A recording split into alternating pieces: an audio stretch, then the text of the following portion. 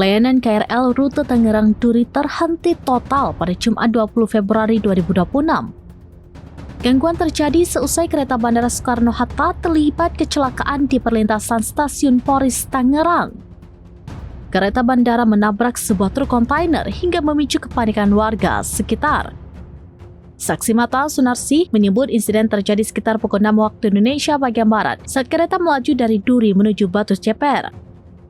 Diduga truk yang mengangkut muatan berwarna oranye tengah mengantri di perlintasan menuju Jalan Daan Mogot. Kemacetan membuat kendaraan sulit bergerak hingga akhirnya kereta menghantam truk dan menyeretnya lebih dari 20 meter. VP Korporasi Kereta DKI Komuter Karina Amanda menyampaikan kejadian terjadi sekitar pukul 6:05 waktu Indonesia bagian Barat di JPL 21 lintas Rawabuaya Batu Ceper. Seluruh penumpang komuter lain Basota nomor 806 dan petugas dipastikan selamat dan telah dievakuasi.